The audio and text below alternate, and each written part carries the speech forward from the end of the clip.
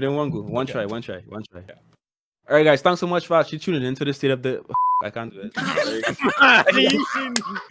I can't. Yeah, it's already like Better than it looks. That's That's kind of the bloopers.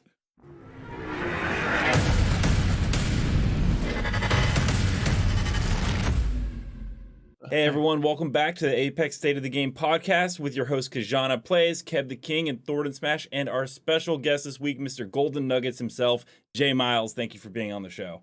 Yo. So this week we have 5 questions regarding the Apex community and a lot of answers that people want. So we're going to go ahead and start off with our first question, and Sleepy is going to go ahead and let us know what it is. Number 1, Apex Legends got hacked. Who might have done it, and was their goal accomplished? Yeah, so I think it's ridiculous how controversial the was their goal accomplished, or not necessarily just was their goal accomplished, but was this justifiable? Was this okay to do? I think it was interesting to see. I haven't seen anything like this, crazy, or I would say powerful, since honestly, like Lizard Squad days, back when I would got my first Xbox One and the entire Xbox servers were shut down for 3 days because of these guys. Yeah. It was insane. I've not seen someone really flex their power like this in a while. Now, I've heard that it was just, an exploit that someone was abusing, and it wasn't necessarily someone that powerful. Probably they're probably still powerful, but still it was something that was crazy to see. And something that someone has been saying a lot of was, well, we need to get Respawn to be aware of these issues. But I saw a tweet literally I think it was 3 weeks before this happened, of Respawn actually acknowledging the Save Titanfall movement before this even happened. So I think it was crazy that it ended up turning to be oh, he's a good hacker. Oh, he's hacking, but it's for a good cause. That's what was crazy to me, that people were actually trying to justify what he was doing. As far as who it is, I've heard, I don't really know much of this John Woo guy, but I've heard that basically, he's a crazy hacker over in the Titanfall scene. I don't know much about him or what his motives are. Regardless, there's no good hacker. You don't hack the playlist and not let people play in regards to say, well, hey, we're suffering over here, so I'm gonna make everybody else suffer. That's just not the way to do it. I mean, I pretty much agree with what Miles said. I mean, that's just terrible that an entire playlist could be hacked for basically an entire day. And it was not just a normal day. I mean, I'm not American, but I was the 4th of July. So the devs had to stop what they were doing with their families and stuff to go and deal with Apex trouble. So I mean, that was just kind of unfortunate for the devs and for the players as well. But the only, I would say, silver lining in this is that hopefully it shows the devs that, the security for Apex is not where it needs to be. I agree with that a ton. The thing is, if this was done by someone who actually cares about Titanfall and it wasn't done by John Woo, going off of what Kijanna said, they completely derailed the purpose of what the hack would have been for. When you go ahead and show that EA's most profitable first-person shooter right now is hackable, they're not going to divert resources to go ahead and help Titanfall 1. They're going to push everyone even more to make sure that Apex is secure. I want a great Titanfall. I enjoy those games very much, and I want them to be playable. And I would have been okay with the message popping up after games saying savetitanfall.com, but to make the game down for an entire day was not the move. That's not going to happen. Yeah, I agree. Yeah, so I did a big deep dive in all of this. Let me ask you, all 3 of you, a question. Did you guys had any idea about the whole Save Titanfall thing before the whole hacking thing happened? Only because I would say yes, but only because of my comment section. Personally, I would have never known had it not been for, because of the type of videos I make. I get people saying, hey Jay, I don't know how to get this information out there. Could you please maybe include it in a video, maybe talk about it? Basically I play Titanfall. I love Titanfall, but the DDoSing is insane. The hacking is insane. We need more awareness. Had it not been for them, I would have never known about it. I had no idea. You, Thordan? I had no idea. Same as Jmeyels. I get it wasn't so much Titanfall, but I get a ton of comments and I get Discord messages asking me to shed light on the DDoSing with Titanfall 2. I never heard about it or personally cared. And we honestly, I think none of us made videos about it. And so what I learned from going deep into the story is that these Titanfall players have been basically begging Respawn really 3 years, right, that to fix Titanfall 1, because for 1, there is no campaign mission. The campaign is the multiplayer. Right. But the problem is they're DDoSing it where you can't play it at all. So they're selling, you can't even do private matches or nothing, because I actually bought the game and checked. selling a game that basically you can't do nothing with it, right? Right. And that's one of their arguments here. But the thing that kind of got to me, and I took it kind of personally, was the fact when they said that as soon as the topic of Titan 1 comes up, like they personally talk to the devs, right? And about the game, all of a sudden they get ignored. My conspiracy is that whoever did this was a Titanfall 1 fan. I think we can all agree on that. And their mission was to just spread word about the whole Save Titanfall movement because nobody's heard of it, right? And what I seen happen, as much I don't agree with it, right? But he did what he wanted to do and spread the message. Save Titanfall. I think I will agree with you. Now that this has happened, I think it's got more serious. I think they're more serious about attacking this. Honestly, bro, I'm gonna side with the devs on this one. Titanfall 1 was released in 2014, right? The devs have to focus on Apex right now. They have certain obligations that they have to fulfill, and I understand that going back to Titanfall 1, maybe it's just not their top priority right now. Like if you look at old COD games like Black Ops 2 and Black Ops 1 and MW3, those games that have hackers in every game. I can't even try to play Black Ops 2 these days because it's so terrible, it's right? terrible. And it's the same situation with Titanfall 1, you know, like I yeah, agree. I will slightly say, because I understand Kev's point too, and something that should be looked at here is I'm totally okay with them focusing on Apex, but in the meantime, they should probably make Titanfall 1 free. If Yep, they're going just to about to say that. right. Yeah, That's what I was gonna say. yeah. Exactly. They need to, It should they be need to free. do that. It should- Number 2, Thrill Seeker event, and what can we look forward to that? All right, so I just saw the trailer, and honestly, I mean, the skins look really dope. The brand new arenas map looks dope, and new content is always fire. But like, first of all, Respawn should have dropped this in June. Yeah. So we'd have had Preach. like, yeah, so we could have like more content spread out throughout the entire season. Does it make sense for them to drop 2 events in 1 month when the hype for season 9 is already going? Like, no one really cares about season 9 anymore. So like, who's gonna be checking for this event? I mean, it's dope. The content looks nice. I'll play it. Nice, Kev. Like a lot of juicy content after like the drought. And honestly, unless you count like cosmetic skins as content, I don't really feel like we got much of anything, honestly. Respawn is the world's worst at capitalizing on the hype that they draw in. They will bring in so much hype, more than like any game I've seen. I mean, Apex is so good at getting a mass crowd together. And then like they will release something, and then like there's these key things that I feel like most players know. All right, hey, about 2 weeks from now, they're gonna get a little bit dried up on this. Let's give them a little bit of this. And like it keeps their retention throughout the season. It's like a video. I mean, imagine releasing a video. You got this amazing title, and then you release the absolute juiciest thing at the very end, and then the first 7 minutes you're just talking about like, make sure to subscribe, make sure to join my Discord, and you drag it out for about 5 minutes about your Discord and your community and how much you love doing YouTube. I mean, those things are great, but look, you got to keep people's interest. Like you got to make them want to stay on the video. And the same way with the seasons, you've got to make them want to play the season. You can't say, well, about 2 months from now we'll have some new skins coming out, but we're just going to call it amazing juicy content. In reality, it's arenas map that's probably been ready for months, and new skins that whatever. So I don't understand why it took so long. And people say, well, maybe it wasn't ready. Remember, they had to cancel the Chinatown Market event, and I get it. I really do. But there's another thing I would like to know is that we heard that we weren't going to get the season. We weren't going to get arenas ranked during this season. We weren't going to get it at the midseason update. They said it needs to be in the oven for a little bit longer. And now they confirmed that it's coming out during season 10. I want to know what was the problem? What was keeping it to need? What was making it need to be in the oven for a month and a half longer? Because they said today in their EA Spotlight stuff, talking about like how they would rather bring something and make it very, very good rather than being on time. And I want to know whether or not this issue that wasn't ready yet for the midseason update, if it was really worth being that extra month and a half, because how much more people did you lose throughout season 9 because you decided to wait a month and a half? Was it a very huge game breaking issue?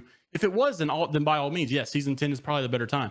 But if it was something like very, very tiny and small, I just feel like you might need to start focusing on being quicker. That's just my opinion. It's kind of mind blowing that like right before season 9 dropped, Dev said this is going to be the biggest season yet. Like, it's legacy. It's going to be crazy. And then Bruh. day 1 of season 9, it actually exploded. There were more Steam players than ever Huge. before. Tons of people. Mhm. And then they said, all right, well, hard It work's was for done. See you in download. 3 months. Like, Exactly. Number 3, Loba, Bangalore, Valk, having a romantic relationship. What's going on with that? This all started in season 5 when like Loba showed up and Bangalore did not like her.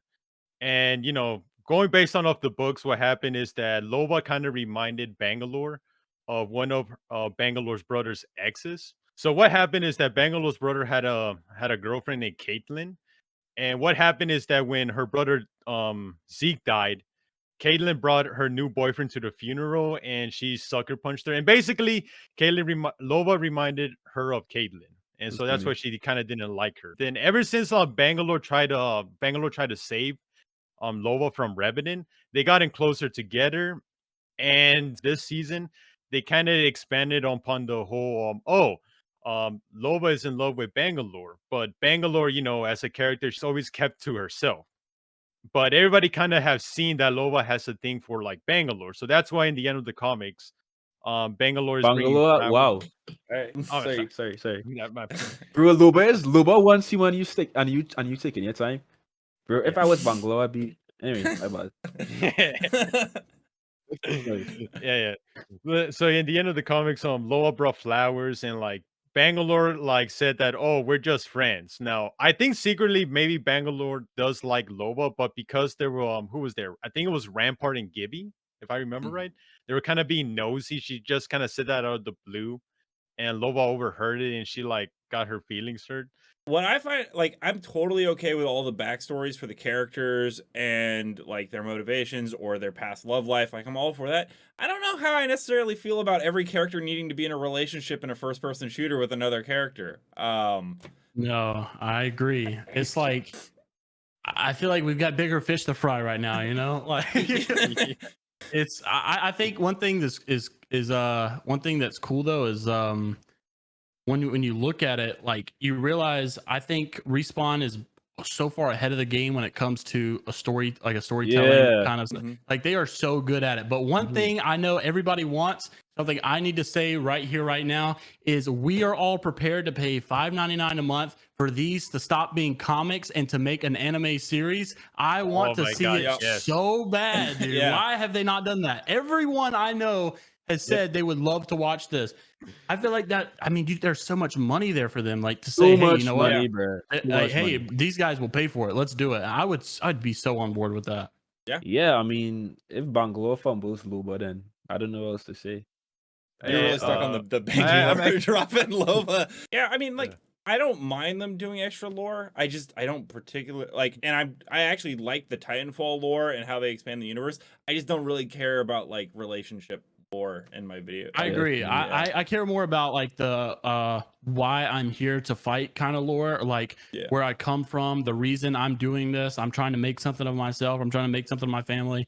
The whole lovey-dovey stuff. I mean, I was like, I don't care. I don't really remember care. when in season 7 when Horizon dropped, I used to feel like Yeah. I almost- was passionate. I was yeah, like the Horizon. I was like, yours she's like here my- for a reason, bro. She's here Yeah. for her son. I was like, I love this. yeah, I'm here for my son. I'm gonna be cracked today because of Alright, that. so I'll Exactly. tell the devs like stop doing relationships. Number 4, we got a fan question from deadcat_at3. Asked, what future legend would we like to see in the game, abilities and such? I have to be so careful when I say this because I know your certain type of people, which I'll name in a few seconds, are going to roast me for this. But just a disclaimer, I'm completely anti Fortnite, okay? But I think we should have a legend who can do some kind of building or protecting their team when rotating. Not not stairs and not like building towers in 0.03 seconds, whatever. Yeah. But I think that like whenever I played the OG maps, something that Apex Predator friend of mine and myself also said is that it feels so good to have so much cover. It feels so, like it's weird how like the map is more divided. So like for instance, on Kings Canyon, whenever you're behind market, that there's like this little zip line that would take you up to these two little houses, and there's this huge mountain in between bridges and that location. Well, now with the new map update, you can get shot from like the North Tower all the way over where bridges used to be if someone has a sniper or something, or especially a charge rifle. Like there's so much more room to get third party or open area to get shot, which I don't like. And I feel like a lot of people find themselves in a terrible situation with like, oh, I'm in a bad spot. There's nothing but open area. We've got to rotate. There's nothing to protect us. A Gibby Dome maybe, but it just, I feel like eventually, you know, it's basically just prolonging your life. You're prolonging your what do you call it? Your misery or whatever. The Gibby Rubble's gonna go away. You're gonna die, and it's all because you had to rotate in open air. I would love to see something that's like, hey, we're in an unfortunate situation. And I'm not saying like a tactical ability. I'm saying like an ultimate ability. Maybe you get like twice a game, maybe even once a game. Just something that people can like say, we're in an unfortunate situation because of an unpredictable zone. We're out in the open. There's no hope for us, but we can throw up this miniature little house and I kind of discussed it about I did a video about the nerfs and buffs going into season 10, and one of the things Daniel Klein said in the future is that they're actually looking at a rework for Watson that would be a nerf. And my biggest issue with that, and I brought it up on last week's podcast, is the fact that when you have these defensive legends that have to move from one side of the map to the other side of the map, they're completely useless in the middle of the open. Their abilities do not help. Exactly. I will love to see a legend that could double jump and wall run in Apex. But I not would- like. Stop. Oh, wait. Let me Oh, explain. God. Let me explain. Here we go. Let me explain. So I'm a Titanfall fan. I love Titanfall. But not like infinite wall, like a certain amount of time you can wall run for, but you can double jump like whenever, right? Yeah. To me, that doesn't sound OP. I mean, like Horizon was more OP than that. Like maybe mean, like it's you have pretty like OP. It's 4 pretty seconds OP. of war running abilities, and you can double jump a certain height. That would Okay, be I can dope see in that. Apex. Yeah, that would be dope. That would be fun. Hey, so what I like to see in the game is this character right here, Maudera. Now, I don't know if you guys know who this guy is. You want me to Yeah, explain? from Or the no? Fight Night trailer. Yeah, Yeah, I remember him. Yeah, I so remember.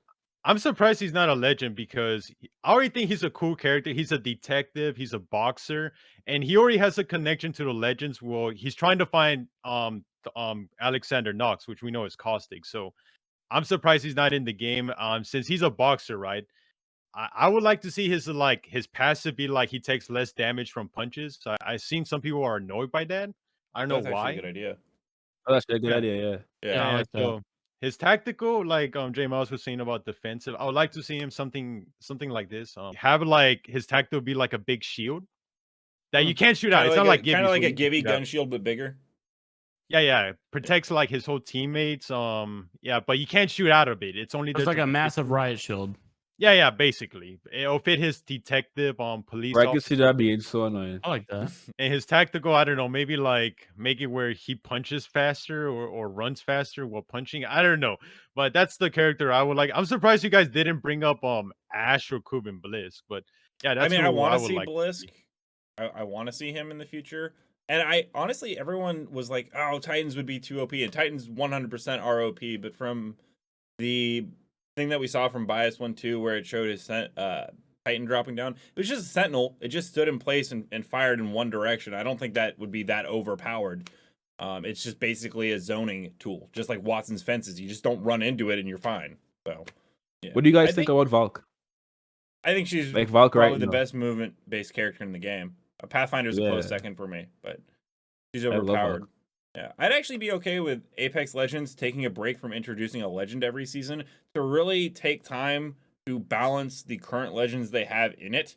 As I we agree. have, I think, 17 Yeah. going on 18 legends, and I mean, no one plays. I think I was playing with Garrett Leaks and Sleepy the other day, and I didn't see an entire fuse.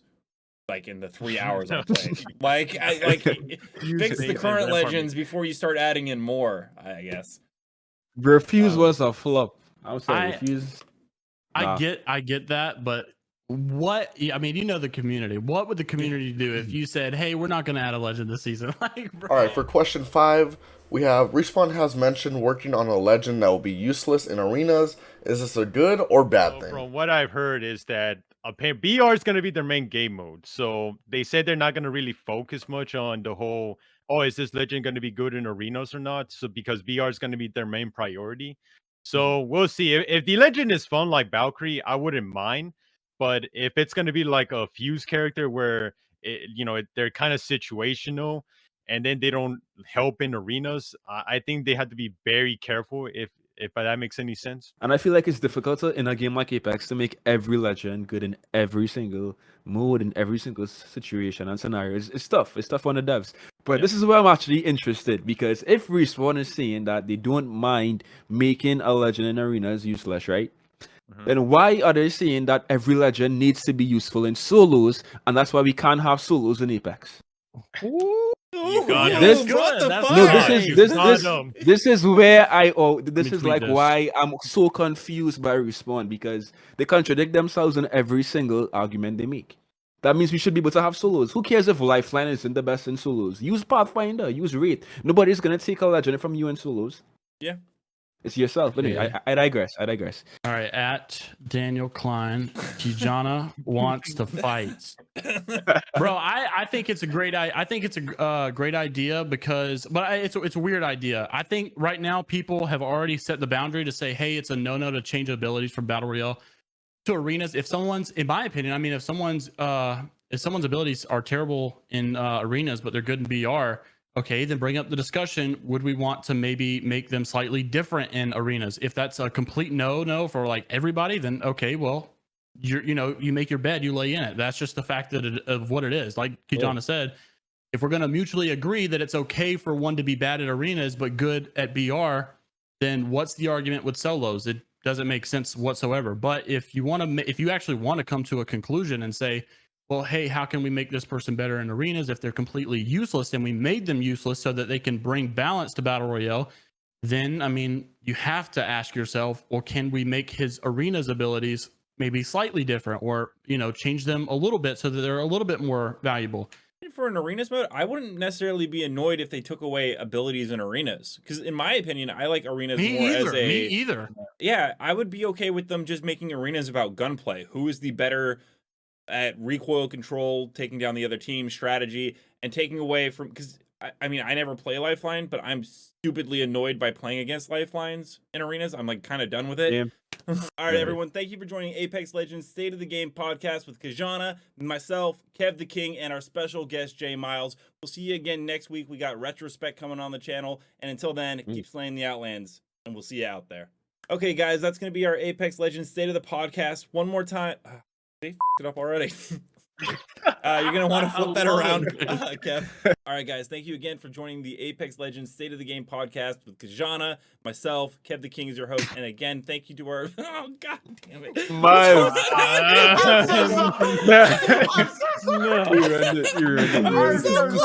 I'm so sorry, dude. All right, guys. Thank you so much for...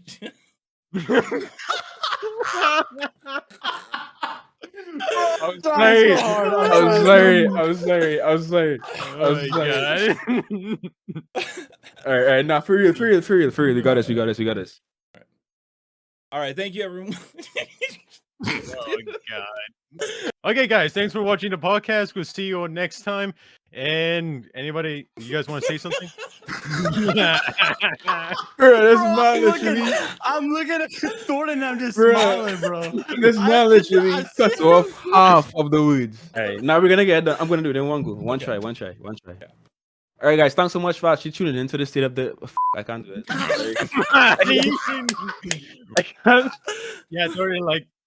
It's harder Yeah, than right it as- looks, man. Yeah, It's right. so Oh my much God. harder than it looks. You're kidding.